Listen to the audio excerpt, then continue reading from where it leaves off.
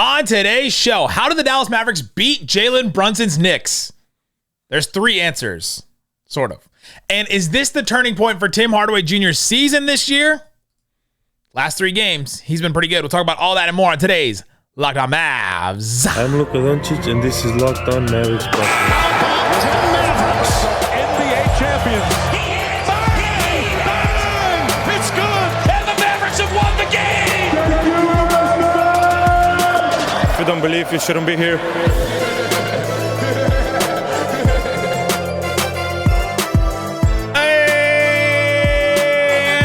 Welcome. You are locked on to the Dallas Mavericks. My name is Nick Angstadt, media member and NBA channel manager for the Locked On Podcast Network.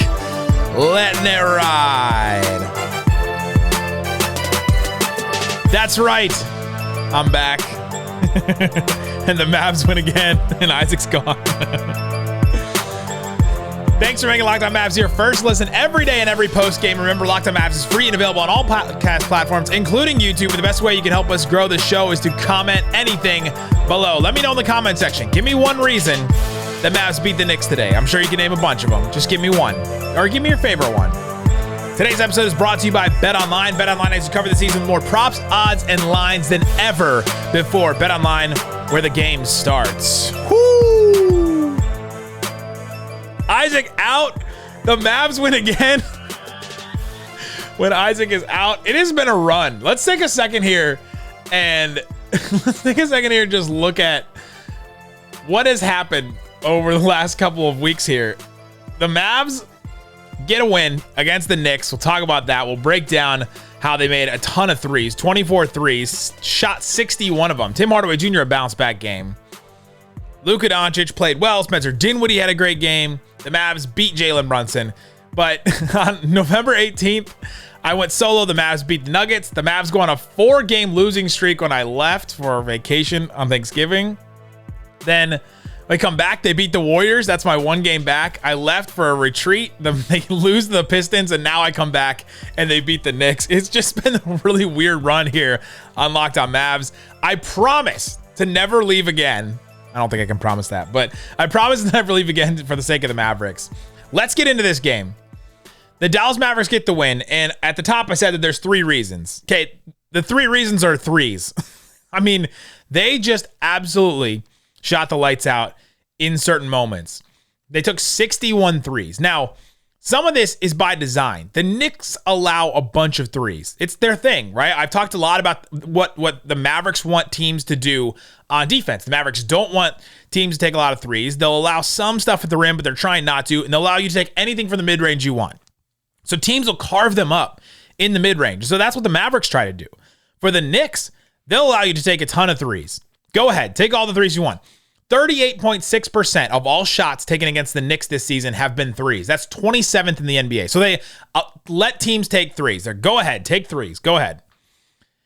They are 9th in the NBA in mid-range shots taken against them, and 8th in the NBA in shots taken at the rim against them. So they're like, stay out of this lane, stay out of the mid-range. We're just gonna let you take a ton of threes. And the Mavericks were like, all right, bet. We'll do that. We'll take all the threes we want. And they did. And it's sort of one of those questions, chicken and egg type questions. The Knicks allowing the Mavericks to take a bunch of threes, did that let them get in rhythm? Because you look even at that first quarter, I think this is a good example of it. The Mavs were 4 of 15 from 3, but 15 threes in the first quarter. Luka got 5, Hardaway got 2, Dorian got 2, Dinwiddie got 2, Josh got 2, Maxi Kleber got 2. Like, they all just started taking some shots. They all got a couple of shots in that first quarter, and the Mavericks offense was terrible because they missed a bunch of those. They missed 11 of those. They only scored 20 points in the first quarter. Then you get to the second quarter, and they're still not shooting the ball that well, but Tim gets 4 threes. Dinwiddie gets 4 threes. Dorian takes a couple more. Davis takes 2, and they were only 5 of 15. Then you get to the third quarter. You come back after halftime, and they go 9 of 17. Tim hits 5. Luka hits 3. Josh hit 1. Like, you just started getting a rhythm, especially from Tim Hardaway Jr. And he's kind of the big story of this game because he's been starting the last couple of games. And this game, he just absolutely went off. Had one of the biggest games of his maybe career. I guess maybe that Pistons 40-point game was bigger for him. But just in a moment where the Mavericks needed him, they needed somebody to go off. Tim Hardaway Jr. hit 8 threes in this game, and it was the most threes made in Madison Square Garden this season by any player. Players to hit 8 threes, opponents' players, so these are not Knicks. I don't know if there's many Knicks that have hit 8 threes in the Garden, but Steph Curry hit 11 in 2013. Devontae Graham hit 9 in 2019. That's kind of a wild stat. Ray Allen, Jalen Brown, Larry Markkinen, Vladimir Radmanovic in 2006, way ahead of his time. Ricky Rubio and Darren Williams all have hit 8 threes in MSG, and now Tim Hardaway Jr. joins them as well. Players that have hit 8 or more threes in a single game in Madison Square Garden. Great stuff from Tim Hardaway Jr. So the Mavericks the Knicks let the Mavericks take threes. The Mavericks obliged, and they were just hitting them. Did they allow them to get into rhythm? I kind of think that they did. 58% of the Mavs shots in this game were from 3. That's the most by 8 percentage points. In that Houston loss when Luka didn't play, 50.5% of their shots were from 3. So think about that. That's their most amount, like that the percentage of the shots that they took were from 3. It's the most Mavs 3-point shots they've ever taken in their history as a team by 6. Guys, by 6. The most they had ever taken in a game was in that Houston game a couple weeks ago. They took 55. Before that, it was 2020 against Milwaukee. It was an overtime game. They took 53. Another game in 2019 against Milwaukee, they took 53. So twice against Milwaukee where Bud allows teams to take threes as well. But 61 is insane. It's an insane amount of shots. And the Mavericks just took them all. They created good ones. They took good ones. They eventually made the good ones. And that's the reason why they won this game. I mean, we can just start going over it all together. 24 threes made by the Mavericks in this game is the third most by a visiting team in Madison Square Garden ever. The Celtics hit 27 this year. The Bucks hit 26 last year. And that just became the story. And so now you look and say, okay, can we turn the corner? And is this the turning point for Tim Hardaway Jr.? His last 3 games, he's scoring 25 points a game, shooting 51% from the field, 50% from 3 on almost 13 3-point attempts per game. Jason Kidd has done something over those last couple of games that I didn't agree with. Isaac definitely didn't agree with. I don't think many people agreed with. But you kind of have to wonder, okay, did he see the long-term play in this? And we don't even know if this is what's actually happening. But he's like, I'm just going to let Tim shoot it out. I trust Tim Hardaway Jr. This is what Jason Kidd is saying. I trust Tim Hardaway Jr. that he'll just shoot it out. That all his issues that he's dealing with right now, he can just take as many shots as he can in that starting lineup, play with Luka, get some good shots, because we need him. We need him to hit these shots. We need him to get going. Because I don't trust Christian Wood. I don't know if Dinwiddie can handle the load. Luka obviously can't handle this load. Somebody else has got to step up, and I think that it's Tim Hardaway Jr. I think that's what Jason Kidd has been saying over the last couple of games here. Let me put Tim Hardaway in the game. Let him just shoot it out, and eventually he'll stop shooting 20% from 3 and 30% from the field. He'll get it. He'll get right. I trust him.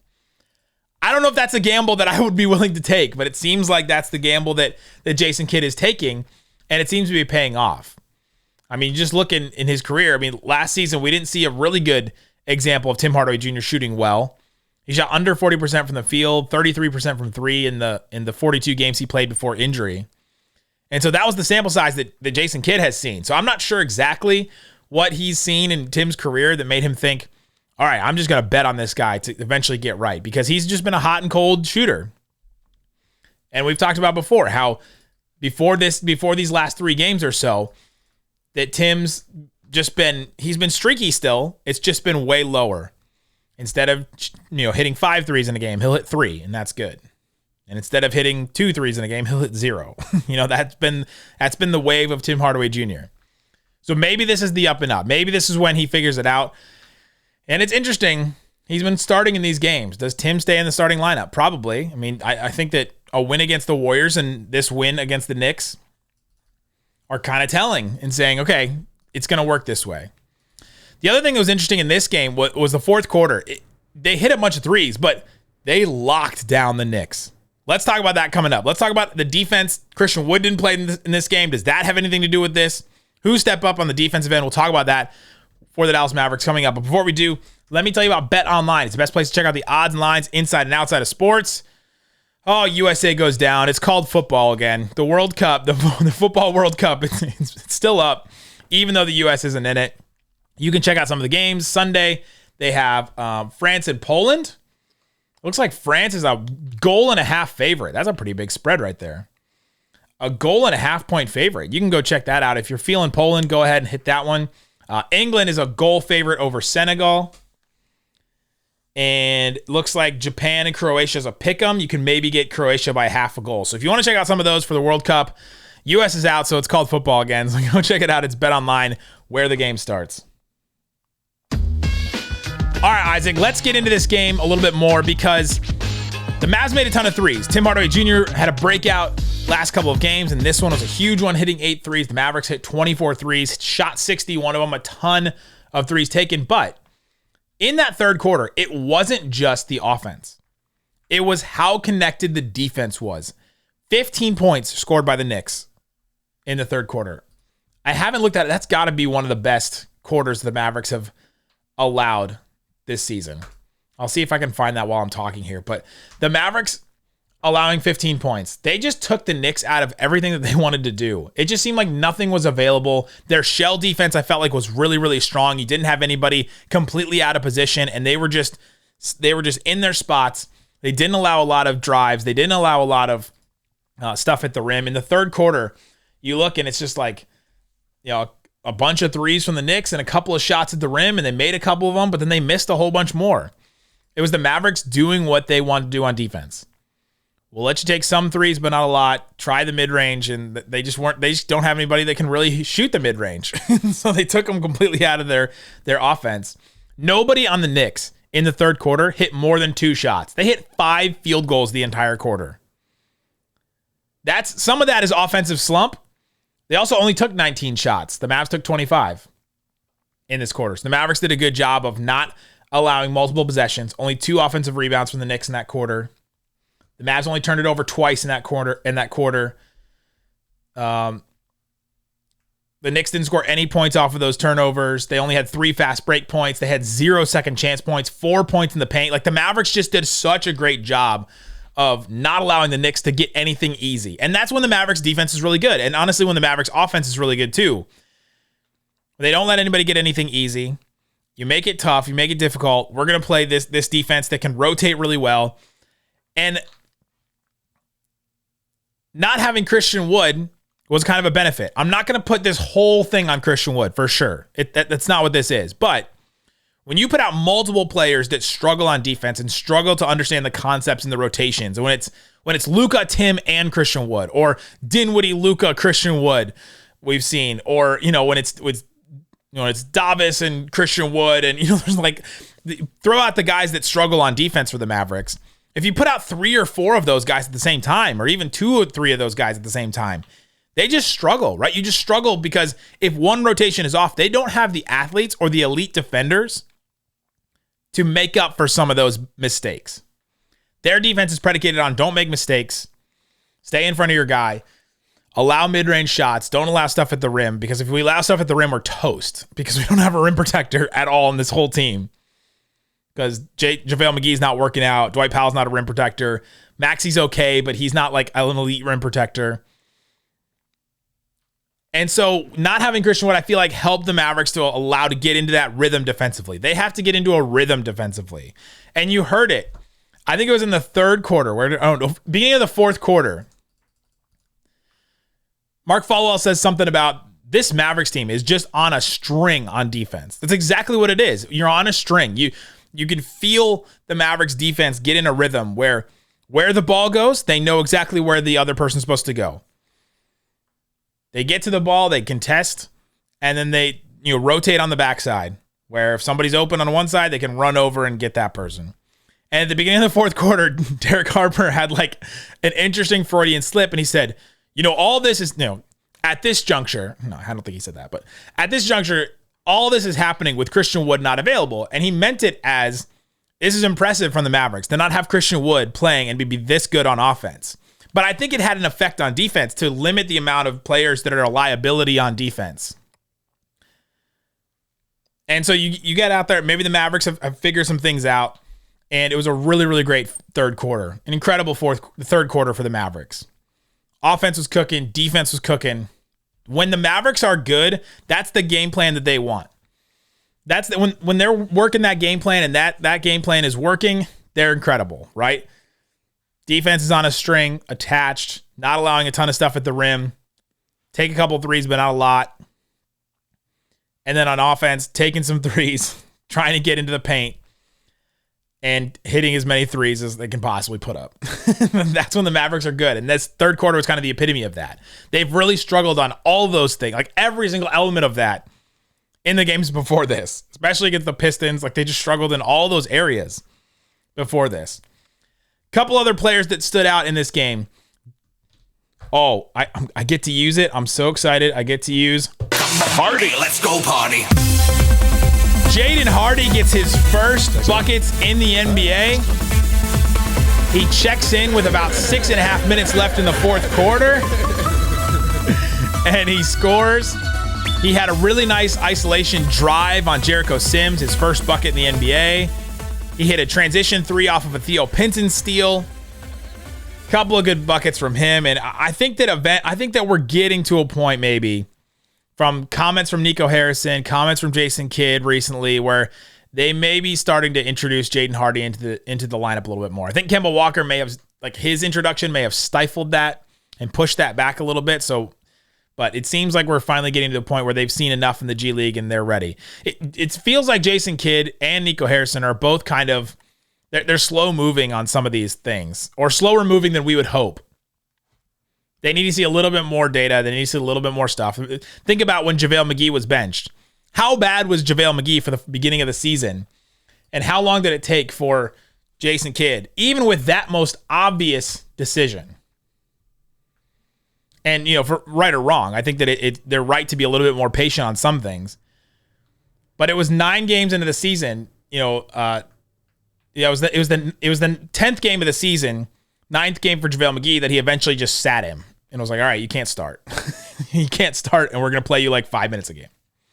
It took him that long to get into it, where we were probably saying after like the 4th game, okay, JaVale just can't play. Like, you just can't play. You can't start him. So that decision took a little while. Seems like the Hardy decision to actually play him and try and get him some run is taking a little while, but it was really good to see him. And after the game, Luka took the game ball. He totally could have given it to Tim for his incredible game. Could have given it to himself because he just could get it every single game. He scored 30 points in less than 30 minutes, but he gives it to Jaden Hardy, his first NBA points, his first points in Madison Square Garden. Really nice gesture from Luka, good leadership from Luka. And Jaden Hardy tweeted after the game that first NBA bucket in the Garden, hands praying emoji, fire emoji, many more to come. Super excited for Jaden Hardy. Great stuff from him. So that one move was really good too. He can get his shot. He had a wide open mid-range shot that he didn't expect to be wide open for and just missed it because he hesitated. He can get his shot in the NBA. I just hope that he gets a shot to get his shots in the NBA from Jason Kidd. Couple other things. Josh Green, I thought, had another impactful game. You're going to look at this box score and be like, oh, in a game where the Mavericks won big, Luka had Dinwiddie was plus 35 in the plus minus. Josh Green is only a plus 6. So did he struggle? No. I thought Josh Green did some good stuff as well. He had his patented offensive rebound. He had 5 assists in this game. He scored 7 points. He hit one of his 4 threes. I thought Josh Green continues to do stuff to show that he adds an element, a dynamicism to this offense that the Mavericks really, really need. Tim is doing some stuff, but I think Josh Green deserves to play a little bit more. Even still, he had some really good moments in this game. Who else stood out in this game? I thought that, we haven't really talked about Luka at all, but Luka scored 30 points in less than 30 minutes. He played less than 30 minutes, which is big because he's just been playing 40 minutes over and over and over again, even against the Pistons when they didn't win. It's good to finally have a game where Luka doesn't have to, first of all, score 35 to 40 points to win. And he also plays less than 30 minutes. Really good for the Mavericks to not have to throw him back in there in a fourth quarter late to try and catch up or whatever. I thought he was just solid. He just continues to he hit 4 threes. Like he was on he was on with everybody else. Spencer Dinwiddie, 17 points, 9 boards, 9 assists. Sneaky game from Spencer Dinwiddie. He was only 6 of 16 from the field, but he took 16 shots. Hardaway took 17, but Dinwiddie taking 16, I think, is big because we've needed more aggressive from Dinwiddie. We put up that graphic a little while ago on YouTube. If you looked at our YouTube community page, where it's a feed of, like social media type posts. And I put like a whole bunch of, okay, what's the Mavs problems right now? And one of the problems I put up was not enough from Spencer Dinwiddie. And I saw a couple of comments pushing back on that, but I don't think they heard the actual episode when I explained it. The Mavericks, the way that they're playing right now, they just need more from Dinwiddie.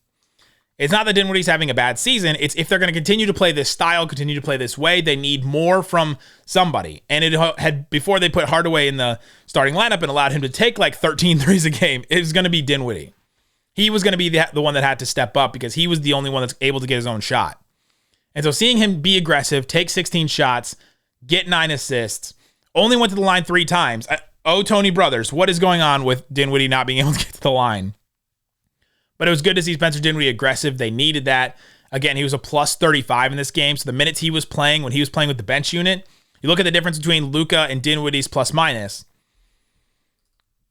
Dinwiddie plus 35, Luka plus 13. So those bench units without Luka outscored the Knicks by a lot. That's a really good sign in a game. If that ever happens in a game, you're probably going to win the game if you're the Mavericks. So Dinwiddie plays well. Or Dinwiddie didn't shoot the ball well, but he had a really good game. 9 assists, 17 points. And so that's kind of going to be hidden here with all the Hardaway talk. Luka playing incredible. Jaden Hardy getting his debut in Madison Square Garden and all that. So there you go. That's what happened with the Dallas Mavericks against the Knicks. It's a good win, kind of a bounce back win. They absolutely needed this. There was some talk, and a couple of Mavs players said that Jason Kidd said, we're not leaving without a win. They need that kind of mentality. We're not leaving here without a win. Because after that Pistons game, if I was on the podcast, I probably would have said, this is the type of game that you lose this game, the way that you've lost some games before where they don't have Cade Cunningham and you lost another game to a team that doesn't have a star player, and let alone the Pistons themselves who have just been terrible. That's the type of game that you fire a coach after if you're any other team. And so they needed a bounce back win like this. And it was a good one to get from the Knicks. So there you go. Let us know in the comment section below what's one reason why the Mavericks won this game. Go check out another episode of Locked On Mavs. Isaac had a funny segment 3 after the Pistons game. He talks about what's worse than watching Mavs basketball. Hilarious. Laugh out loud hilarious from me. Go check it out, guys. Thanks so much for listening to Locked On Mavs. Peace out. Boom!